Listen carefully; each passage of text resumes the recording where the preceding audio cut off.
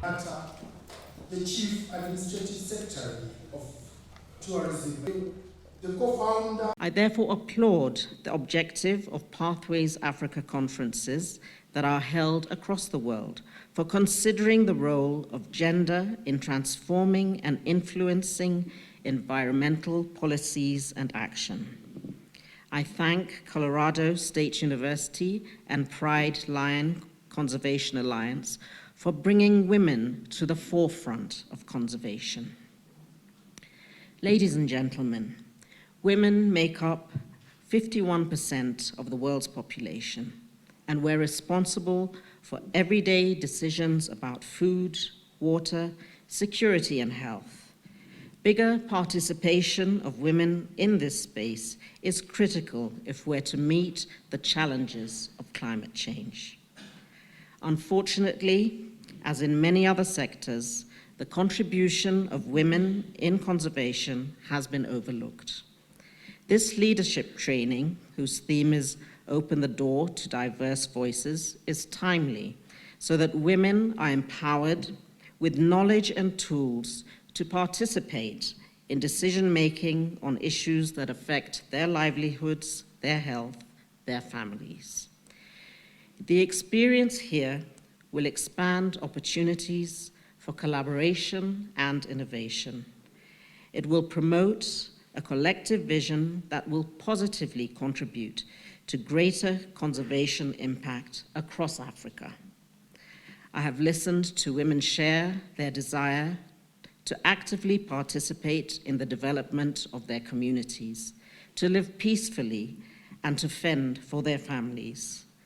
I have witnessed this participation firsthand during past visits where I have seen successful models of chamas, or women groups, including table banking initiatives. These are bold efforts to become financially independent by pulling together in the way that women do.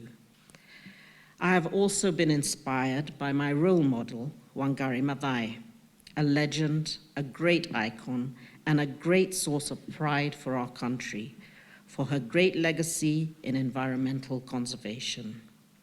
We will forever be indebted to her for her relentless sacrifice. Because of what she taught us, we are reminded that lots of work still needs to be done to make the planet safe for our children. As I planted a tree this morning commemorating this Women for Environment initiative, I was reminded of Wangari's passion for trees and the symbolic significance trees represent through their resilience, even in difficult weather conditions. This is what we hope to start with this program. As you embark on your new roles as conservation leaders, I'm confident that you will apply the skills, knowledge, and networks that you have built over the 3 days of intensive training. I wish you success in advocating for long-lasting environmental and conservation impact in Africa. I thank you. The importance of environment and wildlife conservation is an issue that has taken center stage in global conversations. Countries have committed the next decade as critical years to fight against global challenges of climate change. We must accelerate action to achieve Sustainable Development Goal targets by the year 2030.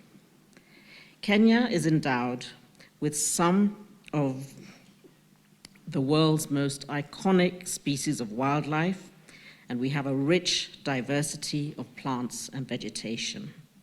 The government is committed to sustainable management of these resources for future generations to enjoy. The objective of this conference resonates with our collective efforts to mitigate the results of climate change actions and to ensure that communities are not only protected, but empowered to reap sustainable livelihoods from our rich natural heritage. How we will live in the next decade is everyone's business. It can no longer be the responsibility of government, UN bodies, or donors. It will require collective and sustained efforts from communities, from conservationists, from individuals. It will also require leadership and inclusive interventions from diverse voices, because environmental degradation affects our well-being at the most basic level, ranging from our need for clean air, clean water, food security, and shelter. I want to reiterate the commitment of the ministry, as said by the PS, that we are committed to promoting or creating rather awareness of the importance of conservation, and especially in the direction of gender mainstreaming. And as a matter of fact, one of the very senior personalities in the ministry, actually another permanent secretary in the ministry, is none other than PS Safina, a lady. So we have senior ladies in decision-making in the ministry. Who knows what may happen in the future? Daktari, God knows. I'm saying for you. So we are committed to gender mainstreaming the ministry, because as Dr. Cato put very, very well, that it is only when we create that balance will we succeed. Will we succeed in raising our voices about the critical importance of conservation, and especially in our country, in the sense that our wildlife is the most important attraction that brings tourists to visit our country. And that's why we are indeed very, very committed to conservation of our wildlife and other forms of biodiversity.